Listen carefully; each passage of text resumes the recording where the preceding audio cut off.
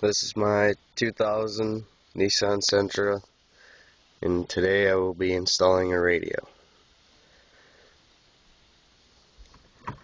The easy part.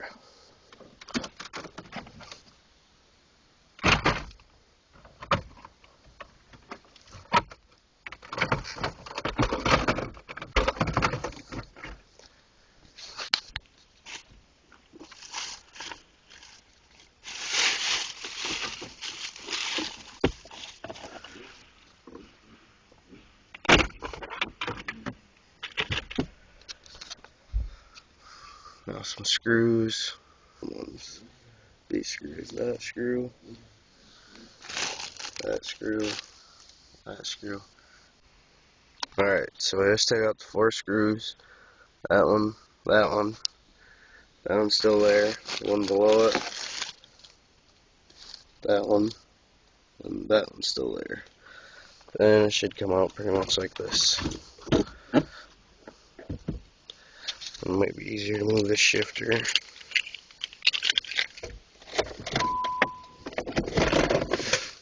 And there's that. Antenna's out. And just these two. Some radios have 3, mine don't. And then it's gonna be these 2 screws. They're star bits. Hopefully I have the bit for those. And I'll pull those out and should be good to go. Alright, I got these 4 screws out on the side of the radio. But there are little clips back here. You have to push the top of it in. Probably can't see too good. You have to push it in. Then pull the radio. Got that side out. And then this one, do the same.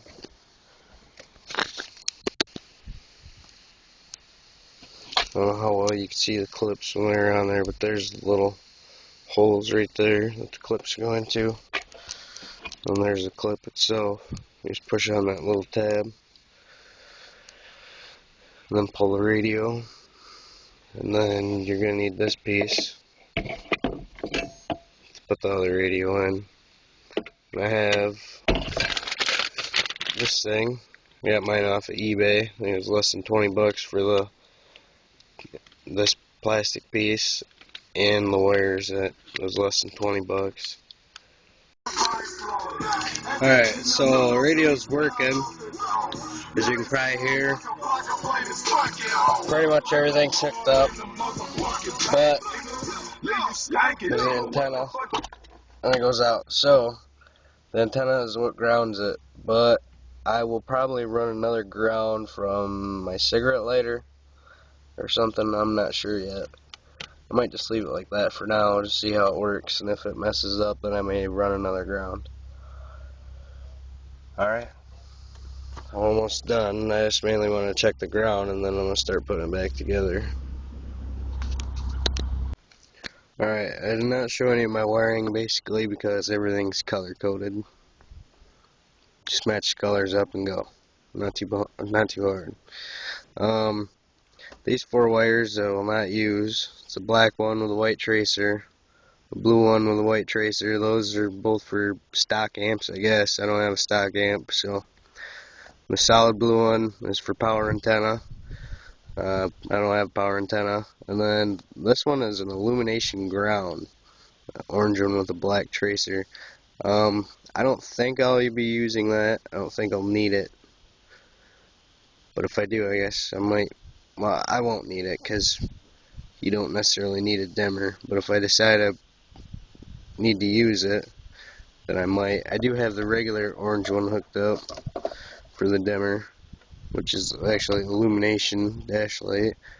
But the one with the black line obviously is a ground, and I don't know if I'll need it or not. But I'll start putting it together and see how it works. Probably should have tried this earlier, but I don't know if I showed anything from eBay as far as car audio again, because they don't seem to fit. Like this side, it it'll fit alright, I guess. But this side's a little short. You can't see anything over there. Then when you get it to fit, the other side don't fit anymore. See? We can't even see the whole screw. So, but I ain't gonna return it. I don't even know if they accept returns. I have no fucking idea. I'm just gonna maybe do some cutting, some sanding, something. So when I get the ring back around the radio, it should cover anything that I did. Hopefully. Well, I got some more work to do. Alright, so before I go and do some cutting, I decided to test fit it like this, just to make sure everything fits. And it fits like this, so if you don't mind doing some cutting or whatever, I guess go ahead and get the one from eBay. But if you don't want to do cutting, you might want to go to a professional install shop and have them order you one. That way you can always just take it back instead of having to mail it and all that crap. Like I said, I would not recommend this kit off of eBay. I had to cut. You can see the cuts. I think the ring that goes around it should cover it up. I didn't trim anything off the top, but I did trim both sides and the bottom. So, which was all it should have been not needed. Go figure. Started out as a pretty simple install, or seemed like it. It's kind of turned out to be a pain in my butt. I got 3 screws in, one on this side and 2 on this side. Let's see that other one. It's getting dark over here. I think it's gonna rain, but it's there. Alright. Now hopefully the rest of it goes in alright. Usually installs are pretty easy for me. I got it almost in. Got the bottom screws started. They're not tight. They're just barely threaded in. The top screws though, they have a gap now. And everything looks decent, other than not being together all the way yet, but I am going to try and put the screws in, top screws in anyways. Even though there's a huge gap, I mean I could probably get away with not putting them in. And I tried. It's just something to do with the radio and the brackets and all that. It seems to be going together still. Just hopefully when I get it all together, it pretty much looks about stock or so. I usually don't have problems installing, but I've never put a stereo in a Sentra, so wondering if anybody else has had these similar issues. Alright, sounds like something. The radio went out, and it fell back in the corner right there. The radio went in the dash.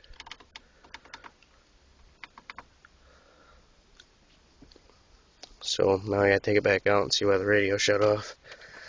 Alright, so I figured out it was just the faceplate that came loose. It absolutely didn't break nothing. The radio's working now. Alright, put this back together. It's pretty simple, or it should be. Probably better with 2 hands, but then just clip it in. Looks like it's in there. The radio's at a little gap at the top, but I ain't worried about it. Alright, so I got the top piece on. I'm going to do the bottom piece. That cord's for my iPod. This goes like that. Hopefully that cord don't get in the way, but I want to be able to set the iPod in my cup holder. And then going back in.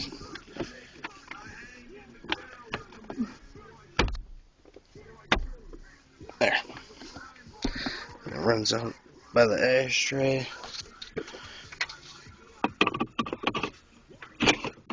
There, it'll work perfect. And all kinds of reason to use my iPod. There, I think I'm done. Well, with this part. Thanks for watching.